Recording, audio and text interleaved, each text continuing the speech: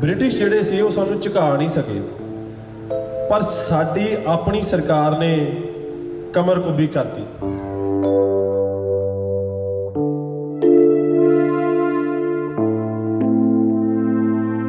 ਇਹ ਗਦਰੀ ਬਾਬੇ ਕੌਣ ਸੀ? ਬਾਹਰ ਜਾ ਕੇ ਇਹਨਾਂ ਦੇ ਨਾਮ ਪੜ੍ਹਿਓ, ਕੋਈ ਖਾਨ ਆ, ਕੋਈ ਅਲੀ ਆ, ਜਾਦੇ ਵਿੱਚੋਂ ਸਿੰਘ ਆ। ਉਹ ਕੰਮ ਜਿਹੜਾ ਇਹਨਾਂ ਨੇ ਕਦੀ ਨਹੀਂ ਕੀਤਾ ਸੀ।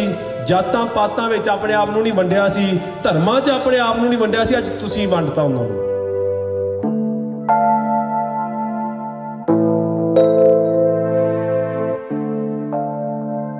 ਜੇ ਕਿਸੇ ਕੌਮ ਨੂੰ ਖਤਮ ਕਰਨਾ, ਕਿਸੇ ਸੋਚ ਨੂੰ ਖਤਮ ਕਰਨਾ, ਉਹਨਾਂ ਦੀ ਬੋਲੀ ਖਤਮ ਕਰ ਦਿਓ।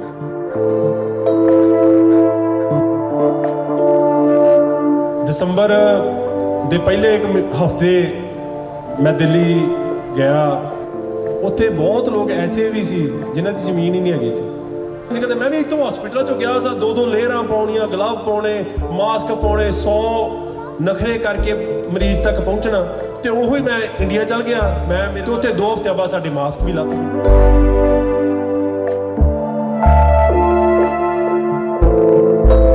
ਦੀ ਸੰਗਤ ਨੇ ਇੱਕ ਘਰ ਦੇ ਵਿੱਚੋਂ, ਇੱਕ ਫਰੈਂਡ ਸਰਕਲ ਦੇ ਵਿੱਚੋਂ $1,11,000 ਕੱਢ ਦਿੱਤਾ।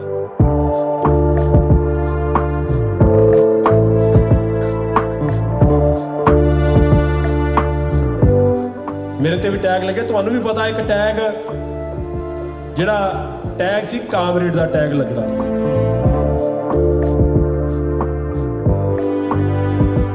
ਜੇ ਬਾਬਾ ਸੋਹਣ ਸਿੰਘ ਭੰਗਣੇ ਦਾ टैग मैनू लगता तो मैं कहता स्टेज तो कि हाँ साडे लई माण वाली गल होगी।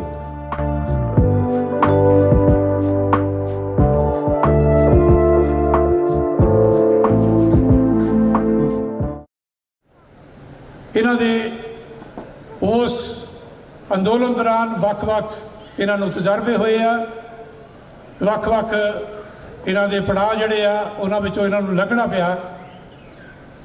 वो अपने एहसास, वो अपने तजर्बे तुहाडे नाल सांझे करनगे साडे डॉक्टर सलमान सिंह।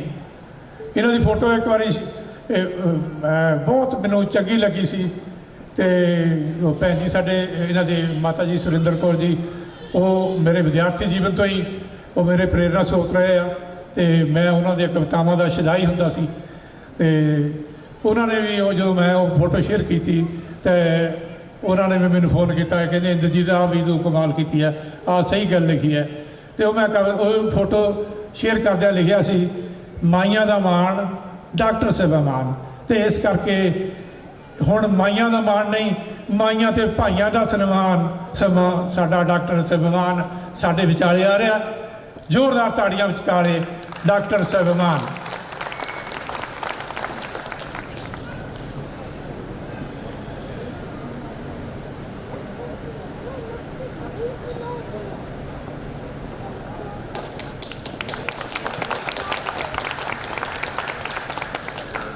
वाहिगुरू जी का खालसा, वाहिगुरू जी की फतेह।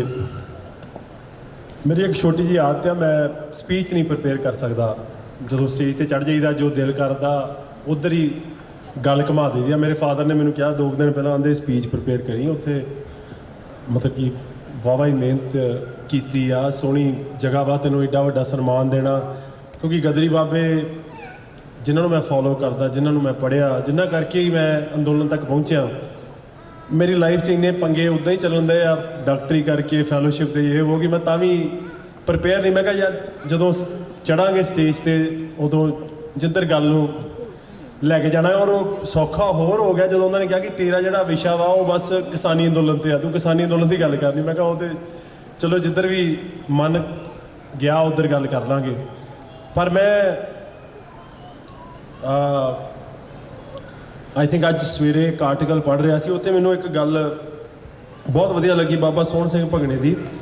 उन्होंने कहा सानू ब्रिटिश जिहड़े सी वो सानू झुका नहीं सके, पर साडी अपनी सरकार ने कमर कुब्बी करती। जो ब्रिटिश नहीं कर सके वो उन्हां दी आप दी सरकार ने करता। और ये अक्सर बहुत बारी हो जाता ये चीज़ां। किसान अंदोलन दे विच जिन्हां नूं तुसीं अपना हीरो मानते रहे ਜਿਨ੍ਹਾਂ ਦੇ ਖਿਲਾਫ ਸਰਕਾਰ ਨੇ ਇੰਨੀਆਂ ਰਣਨੀਤੀਆਂ ਰਚੀਆਂ, ਸੋਸ਼ਲ ਮੀਡੀਆ ਤੇ ਉਹਨਾਂ ਨੂੰ ਅਟੈਕ ਕੀਤਾ, ਜਿਹੜਾ ਕੰਮ ਸਰਕਾਰ ਨਹੀਂ ਕਰ ਸਕੀ, ਜਿਹੜੇ ਟੈਗ ਸਾਡੇ ਤੇ ਸਾਡੀ ਸਰਕਾਰ ਨਹੀਂ ਲਾ ਸਕੀ, ਉਹ ਟੈਗ ਸਾਡੇ ਆਪਣਿਆਂ ਨੇ ਸਾਡੇ ਤੇ ਲਾ ਦਿੱਤੇ। ਸਾਡੀ ਕਮਰ, ਸਾਡਾ ਹੌਸਲਾ ਉਹ ਸਰਕਾਰ ਨਹੀਂ ਤੋੜ ਸਕੀ, ਪਰ ਸਾਡਿਆਂ ਆਪਣਿਆਂ ਨੇ ਉਹ ਸਾਡੇ ਨਾਲ ਕਰ ਦਿੱਤਾ।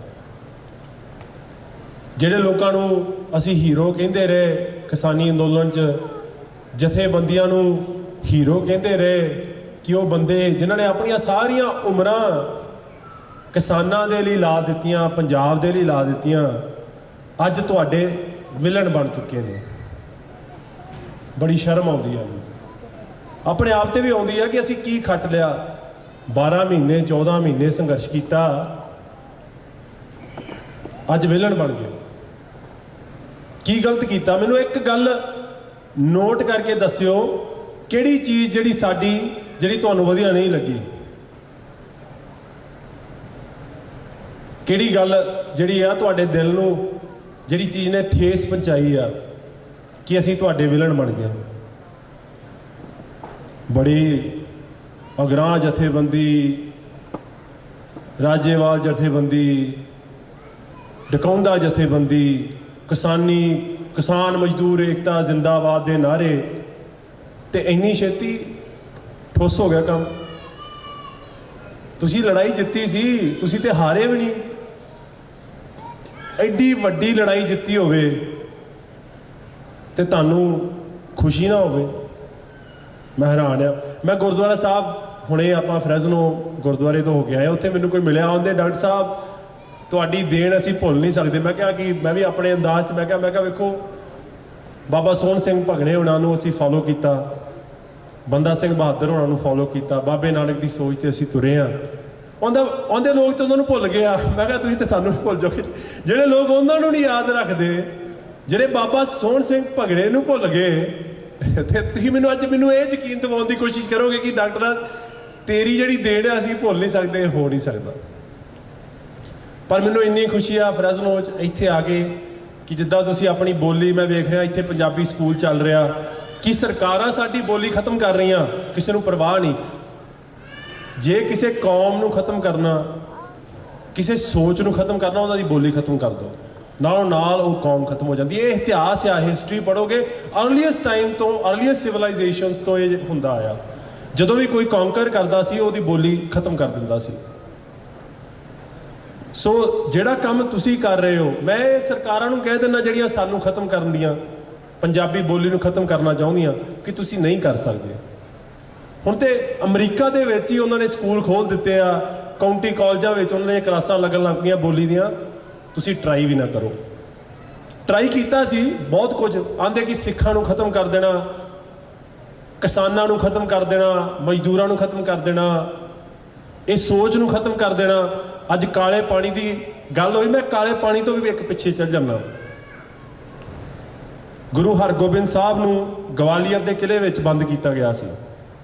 ਉਸ ਟਾਈਮ ਦਾ ਉਹ ਕਾਲਾ ਪਾਣੀ ਸੀ, ਉੱਥੋਂ ਕਿਸੇ ਦੀ ਆਵਾਜ਼ ਨਹੀਂ ਬਾਹਰ ਨਿਕਲਦੀ ਸੀ, ਪਿੰਜਰ ਹੀ ਬਾਹਰ ਨਿਕਲਦੇ ਸੀ।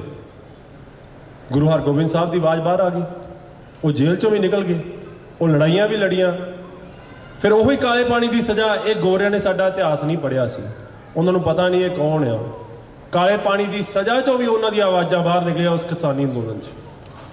ਜਿਹੜੀਆਂ ਗੱਲਾਂ ਉਹ ਗੁਰਦੁਆਰਾ ਸਾਹਿਬ 'ਚੋਂ ਬਜ਼ੁਰਗ ਨੇ ਜਦੋਂ ਮੈਨੂੰ ਕਿਹਾ ਕਿ ਬਾਬਾ ਸੋਹਣ ਸਿੰਘ ਭਗਨੇ ਨੂੰ ਇਹ ਲੋਕ ਭੁੱਲ ਗਏ ਆ, ਈਵਨ ਦੋ ਮੈਂ ਉਦੋਂ ਉਹਨਾਂ ਨੂੰ ਕੋਈ ਜਵਾਬ ਨਹੀਂ ਦਿੱਤਾ, ਹੱਸ ਕੇ ਮੈਂ ਗੱਲ ਟਾਲ ਦਿੱਤੀ, ਪਰ ਮੈਂ ਉਹਨਾਂ ਨੂੰ ਕਹਿਣਾ ਚਾਹੁੰਦਾ ਕਿ ਅਸੀਂ ਨਹੀਂ ਭੁੱਲੇ। ਜੇ ਅਸੀਂ ਭੁੱਲ ਗਏ ਹੁੰਦੇ ਬਾਬਾ ਸੋਹਣ ਸਿੰਘ ਭਗਨੇ ਨੂੰ, ਤੇ ਕਦੀ ਹੋ ਹੀ ਨਹੀਂ ਸਕਦਾ ਸੀ ਮੈਂ ਇੰਡੀਆ 'ਚ ਆਉਂਦਾ, ਕਦੀ ਹੋ ਹੀ ਨਹੀਂ ਸਕਦਾ ਸੀ ਕਿ ਮੈਂ 14 ਮਹੀਨੇ 12 ਮਹੀਨੇ 13 ਮਹੀਨੇ ਜਿੰਨੇ ਮਹੀਨੇ ਰਿਹਾ ਉੱਥੇ ਰਹਿ ਪਾਉਂਦਾ। ਜਦੋਂ ਤੁਸੀਂ ਇੱਥੇ ਆ ਕੇ ਮੇਰੇ ਬਾਰੇ ਇਹ ਕਹਿੰਦੇ ਕਿ ਡਾਕਟਰ ਸੁਲੈਮਾਨ ਤੇਰੀ ਬੜੀ ਦੇਣ ਹੈ, ਇਹ ਉਹ, ਮੇਰੇ ਅੱਗੇ ਤੇ ਇਹ ਖਲੋਤੇ ਆ। ਮੇਰੀ ਦੇਣ ਕਿਹੜੀ ਆ? ਮੇਰੇ ਅੱਗੇ ਤੇ ਉਹ ਸਾਹਿਬਜ਼ਾਦੇ ਖਲੋਤੇ ਆ, ਮੇਰਾ ਇਤਿਹਾਸ ਖਲੋਤਾ, ਮੇਰੀ ਤੇ ਕੁਛ ਵੀ ਨਹੀਂ। ਮੈਂ ਤੇ ਖੱਟਿਆ ਤੁਹਾਡਾ ਪਿਆਰ, ਗਵਾਇਆ ਤੇ ਕੀ ਗਵਾਇਆ?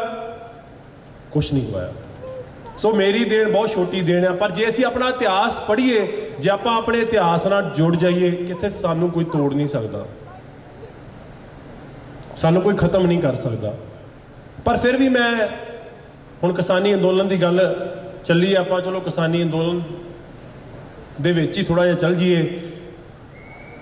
ਦਸੰਬਰ ਦੇ ਪਹਿਲੇ ਇੱਕ ਹਫ਼ਤੇ ਮੈਂ ਦਿੱਲੀ ਗਿਆ, ਜੋ ਟੀਵੀ ਦੇ ਉੱਤੇ ਫੋਟੋਆਂ ਵੇਖੀਆਂ, ਜੋ ਉੱਥੇ ਵੀਡੀਓਜ਼ ਆ ਰਹੀਆਂ ਸੀ, ਕਾਫੀ ਦਰਦ, ਮਤਲਬ ਆਈ ਰੀਅਲੀ ਇਨਸਾਈਡ ਮੈਂ ਫੀਲ ਕਰਦਾ ਸੀ ਕਿ ਯਾਰ ਅਸੀਂ ਕਿੰਨੇ ਸੈਲਫਿਸ਼ ਆ ਕਿ ਸਾਡੇ ਲੋਕ ਇੰਨੀ ਸਟਰਗਲ ਕਰ ਰਹੇ ਆ। ਚਲੋ ਅਸੀਂ ਲੱਕੀ ਆ ਕਿ ਅਸੀਂ ਉਹ ਦੇਸ਼ ਛੱਡ ਕੇ ਇੱਥੇ ਆ ਗਏ, ਸਾਨੂੰ ਇੱਥੇ ਵਧੀਆ ਚਲੋ ਕਮਾਈ ਹੋ ਗਈ, ਡਾਕਟਰੀ ਦੀ ਲਾਈਨ ਆ ਗਈ, ਇਹ ਵੀ ਪ੍ਰਮਾਤਮਾ ਦੀ ਬਖਸ਼ਿਸ਼ ਹੀ ਆ ਨਾ। ਜੇ ਉਹ ਸਾਨੂੰ ਉਹ ਮੌਕਾ ਮਿਲਿਆ ਤੇ ਉਹਨਾਂ ਲੋਕਾਂ ਨੂੰ ਉਹ ਮੌਕਾ ਨਹੀਂ ਮਿਲਿਆ, ਤੇ ਅੱਜ ਉਹਨਾਂ ਨੂੰ ਸਾਡੀ ਲੋੜ ਆ। ਅੱਜ ਉਹਨਾਂ ਨੂੰ ਮੇਰੇ ਬ੍ਰਦਰ ਨੇ ਮੈਨੂੰ ਕਿਹਾ ਆਪਾਂ ਦਵਾਈਆਂ ਭੇਜਦੀਆਂ, ਮੈਂ ਕਿਹਾ ਨਹੀਂ, ਜੇ ਦਵਾਈਆਂ ਹੀ ਇਕੱਲੀਆਂ ਭੇਜਦੀਆਂ ਤੇ ਉੱਥੇ ਕੀ ਪਤਾ ਉਹਨਾਂ ਤੱਕ ਪਹੁੰਚਣੀਆਂ ਕਿ ਨਹੀਂ ਪਹੁੰਚਣੀਆਂ, ਕਿਉਂਕਿ ਡਾਕਟਰੀ ਪ੍ਰੋਫੈਸ਼ਨ ਇੱਕ ਐਸਾ ਪ੍ਰੋਫੈਸ਼ਨ ਹੈ, ਜੇ ਗਲਤ ਦਵਾਈ ਦੇ ਦਿੱਤੀ ਤੇ ਤੁਸੀਂ ਫਾਇਦੇ ਦੀ ਥਾਂ ਤੇ ਕਿਸੇ ਦਾ ਨੁਕਸਾਨ ਕਰ ਸਕਦੇ ਹੋ। ਮੈਂ ਕਿਹਾ ਮੈਨੂੰ ਪਤਾ ਨਹੀਂ ਕਿ ਗਰਾਊਂਡ ਰਿਐਲਿਟੀ ਕੀ ਆ, ਕੋਵਿਡ ਦਾ ਟਾਈਮ ਆ, ਸੋ ਮੈਂ ਫੀਲ ਕਰਦਾ ਕਿ ਐਜ਼ ਅ ਡਾਕਟਰ ਸਾਨੂੰ ਜਾਣਾ ਚਾਹੀਦਾ। ਚਲੋ ਪ੍ਰੋਗਰਾਮ ਬਣ ਗਿਆ, ਉੱਥੇ ਜਾ ਕੇ ਜੋ ਹਾਲਾਤ ਵੇਖੇ, ਗੰਦਾ ਪਾਣੀ, ਉਹੀ ਪਾਣੀ ਦੇ ਵਿੱਚ ਉਹਨਾਂ ਨੇ ਰੋਟੀ ਬਣਾਉਣੀ, ਸੜਕਾਂ ਤੇ ਸੌਣਾ। ਤੇ ਕਈ ਲੋਕ, ਅੱਜ ਮੈਂ ਕਈ ਵਾਰੀ ਪੋਸਟ ਪੜ੍ਹਦਾ ਤੇ ਪੋਸਟਾਂ ਦੇ ਉੱਤੇ ਲਿਖਿਆ ਹੁੰਦਾ ਕਿ ਇਹ ਤੇ ਆਪਣੇ ਲਈ ਗਏ ਸੀ, ਜ਼ਮੀਨਾਂ ਲਈ ਗਏ ਸੀ ਉਹਨਾਂ ਲੋਕਾਂ ਨੂੰ, ਕਿਉਂਕਿ ਉਹ ਲੋਕ ਉੱਥੇ ਗਏ ਨਹੀਂ, ਉਹਨਾਂ ਨੂੰ ਪਤਾ ਨਹੀਂ ਉੱਥੇ ਲੋਕ ਕਿਹੋ ਜਿਹੇ ਸੀ। ਉੱਥੇ ਬਹੁਤ ਲੋਕ ਐਸੇ ਵੀ ਸੀ ਜਿਨ੍ਹਾਂ ਦੀ ਜ਼ਮੀਨ ਹੀ ਨਹੀਂ ਹੈਗੀ ਸੀ, ਉਹ ਜ਼ਮੀਨਾਂ ਵਾਲੇ ਨਹੀਂ ਸੀ, ਉਹਨਾਂ ਕੋਲ ਜ਼ਮੀਨਾਂ ਨਹੀਂ ਸੀ। ਬਹੁਤ ਲੋਕ ਮਾਲਵੇ ਤੋਂ ਉਹ ਲੋਕ ਉੱਥੇ ਆਏ ਜਿਨ੍ਹਾਂ ਕੋਲ ਜ਼ਮੀਨਾਂ ਨਹੀਂ ਸੀ, ਅਣਖ ਦੀ ਲੜਾਈ ਸੀ। ਉਹਨਾਂ ਨੂੰ ਪਤਾ, ਕਿਉਂਕਿ ਹਰ ਕੁਝ, ਸਾਰਾ ਕੁਝ ਜ਼ਮੀਨਾਂ ਦੇ ਨਾਲ ਹੀ ਕਨੈਕਟਡ ਆ। ਜਿਹੜਾ ਜ਼ਮੀਨ ਦੇ ਉੱਤੇ ਮਜ਼ਦੂਰੀ ਕਰਦਾ, ਜੇ ਉਹਦੇ ਤੱਕ ਤੁਸੀਂ ਨੌਲੇਜ ਪਹੁੰਚਾ ਦਿਓ ਕਿ ਬਈ ਜੇ ਜ਼ਮੀਨ ਨਾ ਰਹੀ ਤਾਂ ਮਜ਼ਦੂਰੀ ਵੀ ਨਹੀਂ ਰਹਿਣੀ, ਮਸ਼ੀਨਾਂ ਹੀ ਚੱਲਣੀਆਂ। ਸੋ ਇੱਕ ਸੋਚ ਸੀ ਕਿ ਨਹੀਂ ਯਾਰ, ਇਹ ਪੰਜਾਬ ਦੀ, ਯੂਪੀ ਦੀ, ਹਰਿਆਣੇ ਦੇ ਕਿਸਾਨਾਂ ਦੀ, ਇੰਡੀਆ ਦੇ ਕਿਸਾਨਾਂ ਦੀ ਲੜਾਈ ਆ, ਇਹਦੇ ਵਿੱਚ ਸਾਨੂੰ ਯੋਗਦਾਨ ਪਾਉਣਾ ਚਾਹੀਦਾ। ਲੋਕ ਪਹੁੰਚੇ, ਗੰਦੇ ਪਾਣੀ, ਮਤਲਬ ਕਿ ਇੱਕ ਬਹੁਤ ਕੋਵਿਡ ਦਾ ਟਾਈਮ, ਜਿੱਦਾਂ ਇੱਥੇ ਕਿਹਾ ਕਿ ਕੋਵਿਡ ਦਾ ਟਾਈਮ ਹੋਵੇ, ਜਦੋਂ ਅਸੀਂ ਘਰਾਂ ਚੋਂ ਨਹੀਂ ਨਿਕਲਦੇ, ਮੈਂ ਵੀ ਇੱਥੋਂ ਹਸਪੀਟਲਾਂ ਚੋਂ ਗਿਆ ਸਾਂ, 2-2 ਲੇਅਰਾਂ ਪਾਉਣੀਆਂ, ਗਲਵ ਪਾਉਣੇ, ਮਾਸਕ ਪਾਉਣੇ, 100 ਨਖਰੇ ਕਰਕੇ ਮਰੀਜ਼ ਤੱਕ ਪਹੁੰਚਣਾ। ਤੇ ਉਹੀ ਮੈਂ ਇੰਡੀਆ ਚੱਲ ਗਿਆ, ਮੇਰੇ ਨਾਲ ਡਾਕਟਰ ਹਰਪ੍ਰਾਨ ਦਿਓਲ ਇੱਥੇ ਮੇਰੇ ਨਾਲ ਬੈਠੇ, ਪਹਿਲੇ ਦਿਨਾਂ ਤੋਂ ਉਹੀ ਮੇਰੇ ਨਾਲ ਹੀ, ਤੇ ਉੱਥੇ 2 ਹਫ਼ਤਿਆਂ ਬਾਅਦ ਸਾਡੇ ਮਾਸਕ ਵੀ ਲੱਥ ਗਏ। ਔਰ ਤੁਸੀਂ ਮੰਨੋ ਕਿ ਸਾਰੇ ਅੰਦੋਲਨ ਵਿੱਚ ਮੈਨੂੰ ਕੋਵਿਡ ਨਹੀਂ ਹੋਇਆ। ਜਦੋਂ ਅਸੀਂ ਪੰਜਾਬ ਵਾਪਸ ਗਏ ਤੇ ਮੈਨੂੰ ਲੱਗਦਾ ਵਿਦਿਨ ਅ ਮੰਥ ਮੈਨੂੰ ਕੋਵਿਡ ਹੋ ਗਿਆ। ਸੋ ਉੱਥੇ ਕੀ ਸੀ, ਪਰਮਾਤਮਾ ਵਸਦਾ ਸੀ, ਰੱਬ ਵਸਦਾ ਸੀ। ਅਸੀਂ ਕੁਝ ਵੀ ਉੱਥੇ ਕਰ ਲਈਏ, ਉੱਥੇ ਗਲਤ ਨਹੀਂ ਕਰ ਸਕਦੇ ਹਾਂ। ਲੋਕਾਂ ਨੇ ਇੰਨਾ ਸਾਥ ਦਿੱਤਾ, ਤੁਸੀਂ ਇੰਨਾ ਸਾਥ ਦਿੱਤਾ। ਫਰੈਜ਼ਨੋ ਦੀ ਸੰਗਤ ਨੇ ਇੱਕ ਘਰ ਦੇ ਵਿੱਚੋਂ, ਇੱਕ ਫਰੈਂਡ ਸਰਕਲ ਦੇ ਵਿੱਚੋਂ $1,11,000 ਕੱਢ ਦਿੱਤਾ। ਕਈ ਐਸੇ ਟਰੱਕ ਡਰਾਈਵਰ ਸੀ, ਵੀਰ ਸੀ, ਜਿਨ੍ਹਾਂ ਨੇ ਮੈਨੂੰ ਮੈਸੇਜ ਕੀਤਾ ਕਿ ਬਾਈ ਅਸੀਂ ਇਹ ਵਾਲੀ ਜਗ੍ਹਾ ਤੇ ਇੱਦਾਂ ਪੈਸੇ ਭੇਜੇ ਆ, ਤੇ ਉਹ ਅਸੀਂ ਇੱਦਾਂ ਭੇਜਿਆ ਜੋੜ ਕੇ। ਕਿਸੇ ਬੱਚੇ ਨੇ ਆਪਣਾ, ਮੈਨੂੰ ਯਾਦ ਹੈ ਕਿ ਜਰਮਨੀ ਤੋਂ ਫੈਮਿਲੀ ਆਈ, ਉਹਨੇ 50 ਜੋ ਵੀ ਉੱਥੋਂ ਦੀ ਕਰੰਸੀ ਹੋ ਗਈ ਉਹ ਮੇਰੇ ਲਈ ਲੈ ਕੇ ਆਏ, ਤੇ ਮੈਂ ਉਹਨੂੰ ਬੱਚੇ ਨੂੰ ਮਨਾ ਕਰਤਾ, ਮੈਂ ਉੱਤੇ ਸਾਈਨ ਜੇ ਕਰਕੇ ਉਹਨੇ ਮੇਰੇ ਵਾਪਸ ਲੈ ਲਏ। ਉਹਨੇ ਮੈਨੂੰ ਦੱਸਿਆ ਉਹਨੇ ਕਿੱਦਾਂ ਉਹ ਪੈਸੇ ਇਕੱਠੇ ਕੀਤੇ ਸੀ। ਸੋ ਤੁਸੀਂ ਕਿੱਦਾਂ ਆਪਣੀ ਮਿਹਨਤ ਦੀ ਕਮਾਈ ਇਕੱਠੀ ਕਰਕੇ ਉਹ ਪੰਜਾਬ ਤੱਕ ਪਹੁੰਚਾਈ। ਉਹਦੇ ਵਿੱਚ ਹੀ ਸਾਡੀ, ਉਹ ਤੁਹਾਡੀ ਸੋਚ ਦੇ ਵਿੱਚ ਹੀ ਸਾਡੀ ਜਿੱਤ ਸੀ। ਜਦੋਂ ਸਾਨੂੰ ਇਹ ਪਤਾ ਲੱਗ ਗਿਆ ਨਾ ਯਾਰ ਕਿ ਸਾਡੇ ਪਿੱਛੇ ਇੰਨੀ ਤਾਕਤ ਬੈਠੀ ਹੈ, ਕਿ ਇੱਕ ਘਰ ਦੇ ਵਿੱਚੋਂ ਇੱਕ ਫਰੈਂਡ ਸਰਕਲ, ਮੈਂ ਬਾਰ-ਬਾਰ ਉਹ, ਕਿਉਂਕਿ ਮੈਂ ਨਹੀਂ ਚਾਹੁੰਦਾ ਕਿ ਮੈਂ ਕਿਸੇ ਨੂੰ ਪੁਆਇੰਟ ਆਊਟ ਕਰੀ ਜਾਵਾਂ, ਇੱਕ ਸਰਕਲ ਨੂੰ ਪੁਆਇੰਟ ਆਊਟ ਕਰੇ, ਕੋਈ ਤੁਹਾਡੇ ਸਾਰਿਆਂ ਦਾ ਉਨਾ ਹੀ ਯੋਗਦਾਨ ਆ। ਔਰ ਸਾਰੇ ਅਮਰੀਕਾ, ਕੈਨੇਡਾ, UK ਦੇ ਵਿੱਚ ਉਹ ਲੋਕ ਬੈਠੇ ਨੇ ਜਿਨ੍ਹਾਂ ਨੇ ਇਹ ਕੰਮ ਕੀਤਾ। ਕਿਸੇ ਨੇ ਆਪਣੇ ਪਿੰਡ ਭੇਜੇ, ਕਿਸੇ ਨੇ ਆਪਣੀਆਂ ਜਥੇਬੰਦੀਆਂ ਨੂੰ ਭੇਜੀਏ, ਕਿਸੇ ਨੇ ਕਿਸੇ ਲੰਗਰ ਵਿੱਚ ਭੇਜੇ, ਕਿਸੇ ਨੇ ਕੁਛ ਕੀਤਾ। ਬਹੁਤ ਵੱਡੀ ਤਾਦਾਦ ਦੇ ਉੱਤੇ ਤੁਸੀਂ ਉਸ ਅੰਦੋਲਨ ਦੇ ਵਿੱਚ ਯੋਗਦਾਨ ਪਾਇਆ। ਔਰ ਮੈਨੂੰ ਪਤਾ ਐਸੀਆਂ ਮੇਰੀਆਂ ਇੱਥੇ ਮਾਵਾਂ ਹੋਣਗੀਆਂ, ਭੈਣਾਂ ਹੋਣਗੀਆਂ ਜਿਹੜੀਆਂ ਰਾਤ ਤੱਕ ਵੀ ਜਾਗਦੀਆਂ ਰਹੀਆਂ, 26 ਨੂੰ, 27 ਨੂੰ, 28 ਨੂੰ, ਜੇ ਮੇਰੀ ਫੇਸਬੁੱਕ ਤੇ ਵੀਡੀਓ ਵੇਖਣੀ ਕਿ ਹਾਂ ਉੱਥੇ ਠੀਕ ਹੈ ਸਭ ਕੁਝ। ਔਰ ਜਦੋਂ ਮੈਂ ਵਾਪਸ ਆ ਗਿਆ, ਉਹਨਾਂ ਨੇ ਪਰਮਾਤਮਾ ਦਾ ਸ਼ੁਕਰ ਗੁਜ਼ਾਰ ਕੀਤਾ ਕਿ ਇਹ ਵਾਪਸ ਆ ਗਿਆ। ਮੇਰੇ ਲਈ ਨਹੀਂ, ਉਹ ਲੋਕਾਂ ਦੇ ਲਈ ਤੁਸੀਂ ਅਰਦਾਸਾਂ ਕੀਤੀਆਂ, ਰਾਤ ਨੂੰ ਰੋਏ ਵੀ ਟੀਵੀ ਤੇ ਵੇਖ ਕੇ, ਜਦੋਂ ਪਾਣੀ ਦੀਆਂ ਬਸ਼ਾਰਾਂ ਵੱਜਦੀਆਂ ਵੇਖੀਆਂ, ਡਾਂਗਾ ਵੱਜਦੀਆਂ ਵੇਖੀਆਂ, ਉਹ ਬਜ਼ੁਰਗਾਂ ਨੂੰ ਉਹਨਾਂ ਦੀਆਂ ਤਕਲੀਫਾਂ ਸਮਝੀਆਂ, ਮਹਿਸੂਸ ਕੀਤੀਆਂ, ਤੁਸੀਂ ਨਾਲ ਰੋਏ। ਔਰ ਮੈਨੂੰ ਯਾਦ ਹੈ ਕਿ ਕੈਲੀਫੋਰਨੀਆ ਤੋਂ ਇੱਕ ਵੀਰ ਸੀ, ਉਹਨਾਂ ਨੇ ਮੈਨੂੰ ਦੱਸਿਆ ਕਿੱਦਾਂ ਕਿ ਉਹ 10 ਮਿੰਟ ਰੋਜ਼ ਬਾਹਰ ਚੱਲ ਜਾਂਦੇ ਸੀ ਠੰਡ ਦੇ ਮੌਸਮ 'ਚ, ਕਿ ਮਹਿਸੂਸ ਕਰਨਾ ਚਾਹੁੰਦੇ ਸੀ ਕਿ ਉੱਥੇ ਅੰਦੋਲਨ ਦੇ ਵਿੱਚ ਲੋਕ ਕਿੱਦਾਂ ਆਪਣੀਆਂ ਰਾਤਾਂ ਕੱਢਦੇ ਹੋਣਗੇ ਠੰਡ 'ਚ। ਔਰ ਮੈਂ ਉਹਨਾਂ ਨੂੰ ਦੱਸਣਾ ਕਿ ਅਸੀਂ ਵੀ ਜਦੋਂ ਜ਼ਿਆਦਾ ਡਿੱਗ ਜਾਂਦੇ ਸਾਂ, ਜਦੋਂ ਸਾਡਾ ਮਨਬਲ ਟੁੱਟ ਜਾਂਦਾ ਸੀ, ਅਸੀਂ ਫਤਿਹਗੜ੍ਹ ਸਾਹਿਬ ਜਾਂਦੇ ਸਾਂ, ਅਸੀਂ ਠੰਡੇ ਬੁਰਜ ਤੇ ਜਾ ਕੇ ਵੇਖਦੇ ਸਾਂ ਕਿ ਉਹ ਛੋਟੇ ਸਾਹਿਬਜ਼ਾਦੇ ਕਿੱਦਾਂ ਰਹਿੰਦੇ ਹੋਣਗੇ। ਫਿਰ ਸਾਨੂੰ ਮਹਿਸੂਸ ਨਹੀਂ ਹੁੰਦਾ ਸੀ ਜੋ ਅਸੀਂ ਕਰ ਰਹੇ ਕੁਝ ਵੱਡਾ ਨਹੀਂ, ਕਿ ਸਾਡਾ ਤੇ ਇਤਿਹਾਸ ਹੀ ਇਹ ਆ। ਫਿਰ ਸਰਕਾਰ ਵੱਲੋਂ ਚਲੋ 26 ਹੋਈ, ਜੋ ਉਦਣ ਹੋਣਾ ਸੀ ਉਦਣ ਹੋ ਗਿਆ, ਮੈਂ ਉਹਦੇ ਵਿੱਚ ਜ਼ਿਆਦਾ ਨਹੀਂ ਜਾਣਾ ਚਾਹੁੰਦਾ, ਕਿਉਂਕਿ ਫਿਰ 27 ਨੂੰ ਕੀ ਹੋਇਆ, 28 ਨੂੰ ਕੀ ਹੋਇਆ, ਤੁਹਾਡੇ ਸਾਰਿਆਂ ਸਾਹਮਣੇ ਆ। ਕੁਝ ਉਹਨੂੰ ਸੋਚੋ ਕਿ ਉਹ ਕਿੱਦਾਂ ਹੋਇਆ। ਸਰਕਾਰ ਨੇ ਤੁਹਾਡੇ ਨਾਲ ਕਿੰਨਾ ਧੱਕਾ ਕੀਤਾ ਜਾਂ ਕਰਨ ਦੀ ਕੋਸ਼ਿਸ਼ ਕੀਤੀ, ਪਰ ਤੁਸੀਂ ਹੌਸਲਾ ਨਹੀਂ ਹਾਰੇ।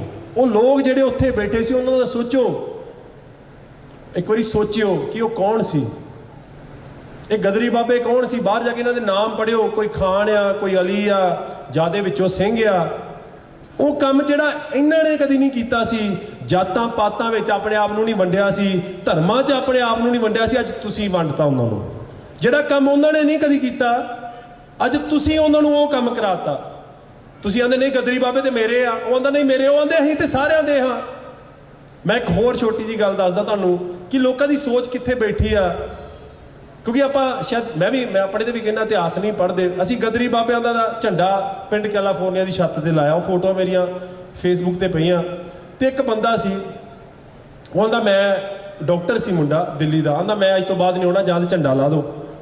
ਉਹਨੂੰ ਇਹ ਨਹੀਂ ਪਤਾ, ਉਹਨੂੰ ਇਹ ਲੱਗਦਾ ਕਿ ਅਸੀਂ ਝੰਡਾ ਨਵਾਂ ਲਾਤਾ, ਕਿ ਤੇ ਦੇਸ਼ ਦੇ ਝੰਡੇ ਦੇ ਖਿਲਾਫ ਅਸੀਂ ਇੱਕ ਹੋਰ ਝੰਡਾ ਲਾਤਾ। ਅੱਜ ਉਹਨੂੰ ਇਹ ਕੋਈ ਫੋਟੋ ਭੇਜੇ ਕਿ ਇੰਡੀਆ ਦਾ ਝੰਡਾ ਉੱਪਰ ਹੀ ਤੇ ਗਦਰੀ ਬਾਬੇ ਦਾ ਝੰਡਾ ਥੱਲੇ। ਵੈਸੇ ਚਾਹੀਦਾ ਤੇ ਉੱਤੇ ਆ, ਕਿਉਂਕਿ ਅੱਜ ਝੰਡਾ ਜੇ ਉਹ ਹੈਗਾ ਤੇ ਉਹ ਝੰਡੇ ਕਰਕੇ ਆ।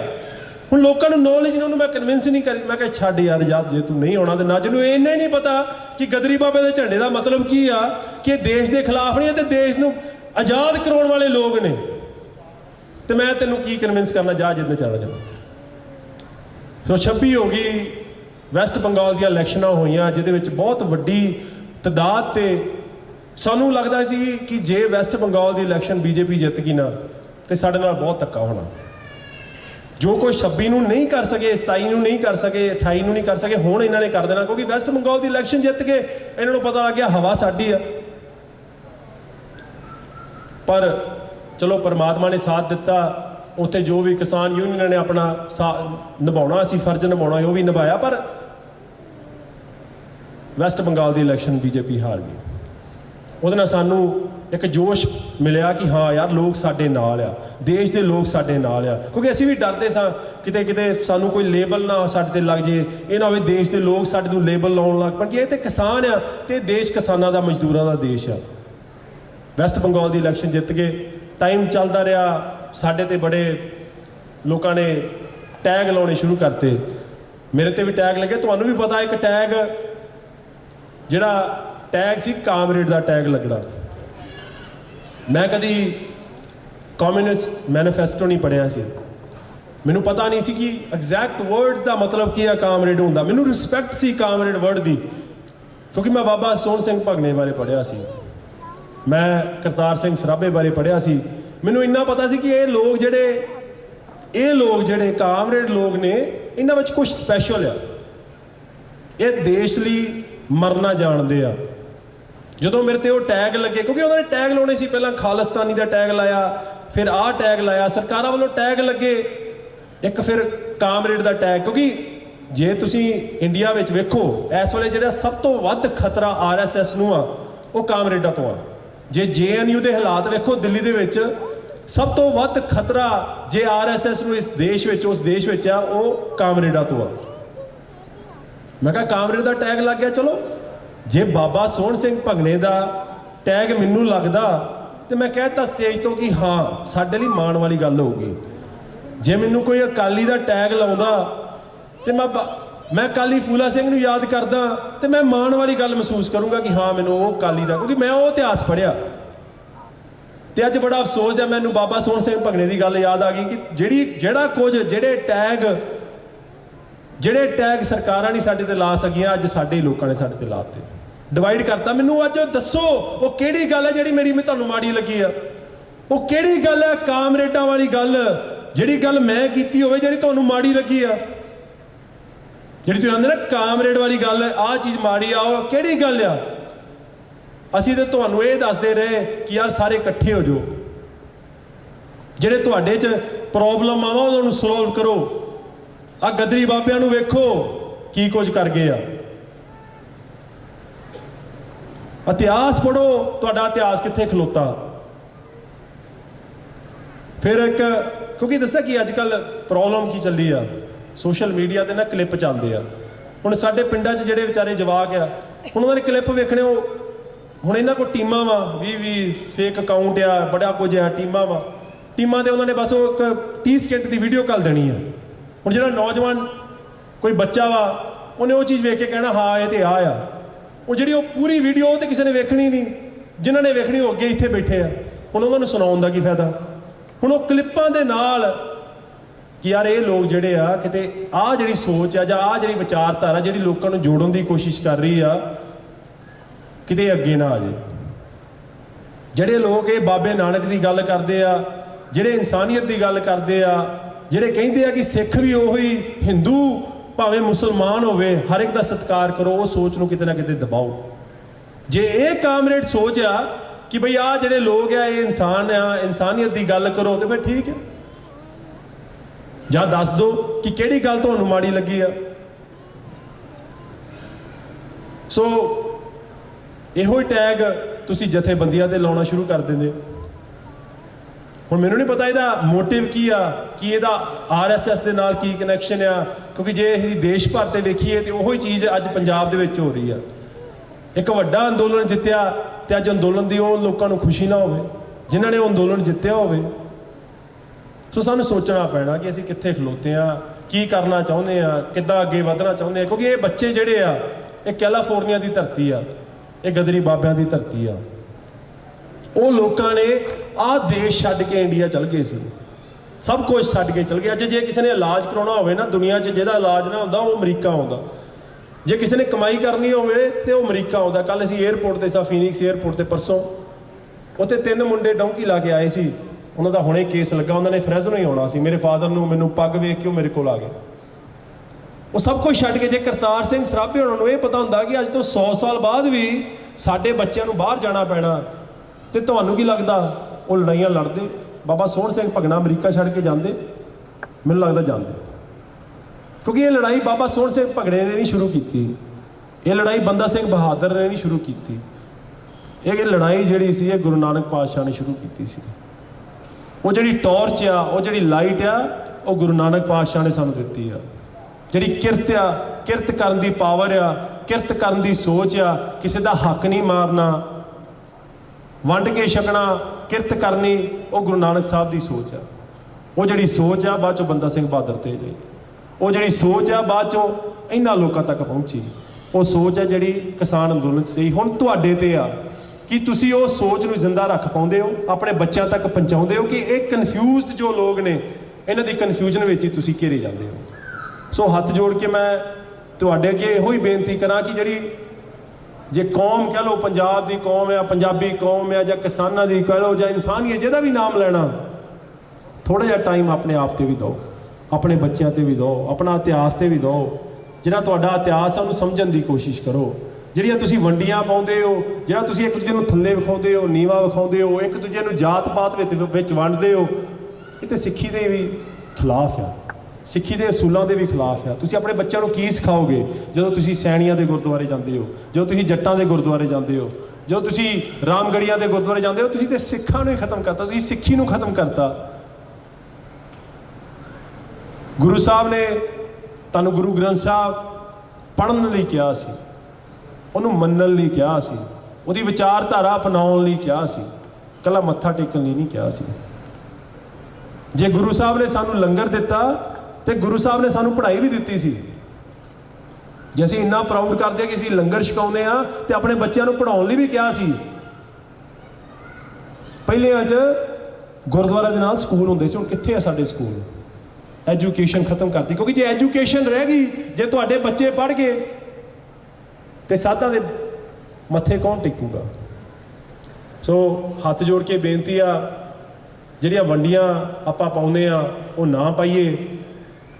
ਜਦੋਂ ਵੀ ਆਪਾਂ ਆਪਣਾ ਕਿਸੇ ਨੂੰ ਗਲਤ ਕਹਿਣ ਦੀ ਕੋਸ਼ਿਸ਼ ਕਰਦੇ ਆ, ਗਲਤ ਕਹਿੰਦੇ ਆ, ਪਹਿਲਾਂ ਸਮਝਣ ਦੀ ਕੋਸ਼ਿਸ਼ ਕਰੀਏ ਕਿ ਉਹ ਸੋਚ ਕਿੱਥੋਂ ਆ ਰਹੀ ਆ, ਕੌਣ ਕਹਿਣ ਦੀ ਕੋਸ਼ਿਸ਼ ਕਰ ਰਿਹਾ ਸਾਨੂੰ, ਕਿ ਅਸੀਂ ਉਦੋਂ ਗਲਤ ਸਾਂ ਕਿ ਜਦੋਂ ਅਸੀਂ ਇਹਨਾਂ ਨੂੰ ਹੀਰੋ ਮੰਨਦੇ ਹਾਂ ਕਿ ਅੱਜ ਗਲਤ ਆ। ਅੱਜ ਜੇ ਗਲਤ ਆ ਜਾਂ ਪਹਿਲਾਂ ਗਲਤ ਸਾਂ, ਕਿਉਂ ਗਲਤ ਸਾਂ? ਇਹਨਾਂ ਨੇ ਕੀ ਇੰਨਾ ਮਾੜਾ ਕਰਤਾ ਕਿ ਜਿਹੜਾ ਅਸੀਂ ਅੱਜ ਇਹਨਾਂ ਦੇ ਉਂਗਲਾਂ ਚੁੱਕਣ ਦੇ ਆ, ਇਹਨਾਂ ਦੇ ਟੈਗ ਲਾਉਂਦੇ ਆ? ਜਿਹੜਾ ਕੰਮ ਉਹ ਸਰਕਾਰਾਂ ਨਹੀਂ ਕਰ ਸਕੀਆਂ ਉਹ ਤੁਸੀਂ ਕਰਨ ਦੀ ਕੋਸ਼ਿਸ਼ ਕਰ ਰਹੇ ਹੋ।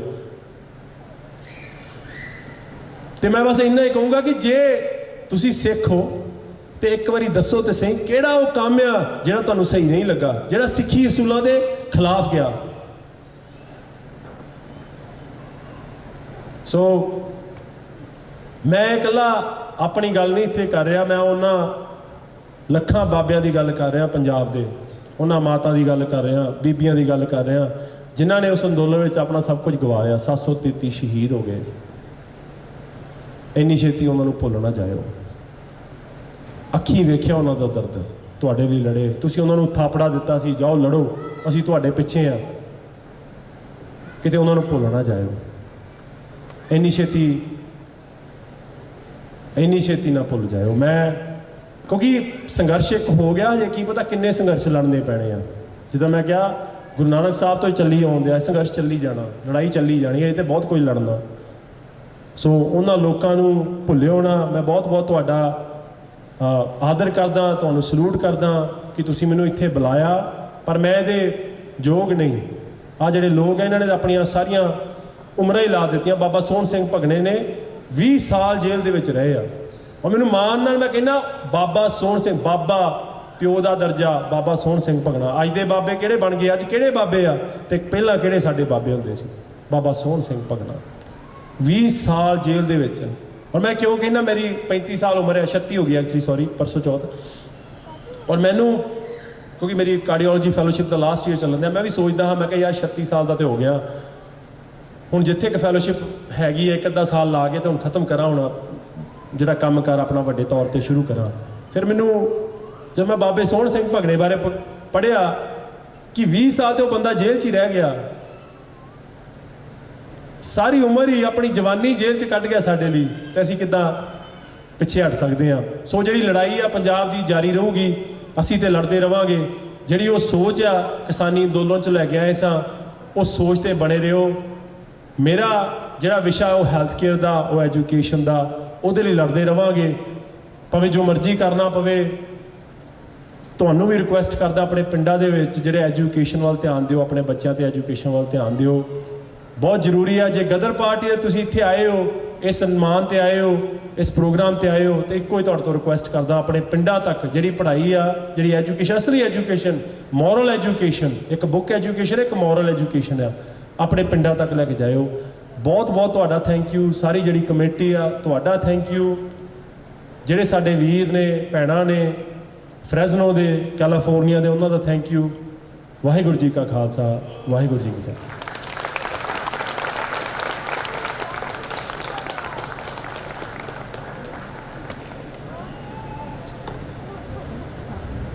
ਬਹੁਤ ਬਹੁਤ ਸ਼ੁਕਰੀਆ ਡਾਕਟਰ ਸੁਭੇਮਾਨ ਸਿੰਘ ਜੀ। ਹੁਣ ਅਸੀਂ ਡਾਕਟਰ ਸੁਭੇਮਾਨ ਸਿੰਘ ਉਹਨਾਂ ਨੂੰ ਸਨਮਾਨਿਤ ਕਰਾਂਗੇ। ਮੈਂ ਆਪਣੇ ਪ੍ਰਧਾਨਗੀ ਮੰਡਲ ਨੂੰ ਬੇਨਤੀ ਕਰਦਾ ਕਿ ਉਹ ਸਟੇਜ ਤੇ ਆਉਣ ਤੇ ਡਾਕਟਰ ਉਹਨਾਂ ਨੂੰ ਸਨਮਾਨਿਤ ਕਰਨ। ਉਹਨਾਂ ਦੇ ਨਾਲ ਹੀ ਭਾਜੀ ਨਵਦੀਪ ਸਿੰਘ ਧਾਲੀਵਾਲ ਹੁਣੇ ਵੀ ਆ ਜਾਣ। ਫੋਰਮ ਦੇ ਸਾਰੇ ਮੈਂਬਰ ਸਾਹਿਬਾਨ ਨੂੰ ਬੇਨਤੀ ਹੈ ਕਿ ਉਹ ਆ ਜਾਣ ਸਟੇਜ ਦੇ ਉੱਪਰ। ਡਾਕਟਰ ਸੁਭੇਮਾਨ ਸਿੰਘ ਉਹਨਾਂ ਨੂੰ ਸਨਮਾਨਿਤ ਕਰਨਾ ਸੀ।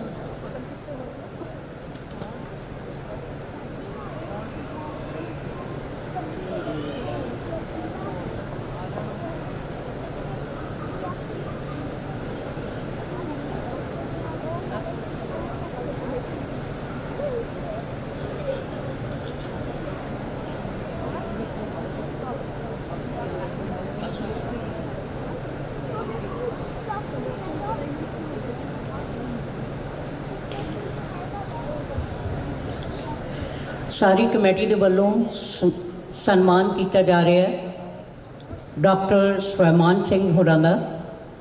ਇਹ ਐਸੀਆਂ ਸ਼ਖਸੀਅਤਾਂ ਨੂੰ ਸਨਮਾਨ ਦੇਣਾ ਕਿਸੇ ਵੀ ਸੰਸਥਾ ਦਾ ਆਪਣਾ ਮਾਨ ਸਨਮਾਨ ਹੁੰਦਾ ਹੈ। ਇੱਕ ਵਾਰੀ ਜ਼ੋਰਦਾਰ ਤਾੜੀਆਂ ਇਸ ਸੰਸਥਾ ਦੇ ਨਾਮ ਤੇ ਔਰ ਡਾਕਟਰ ਸੁਲੇਮਾਨ ਸਿੰਘ ਹੋਰਾਂ ਦੇ ਨਾਮ ਤੇ।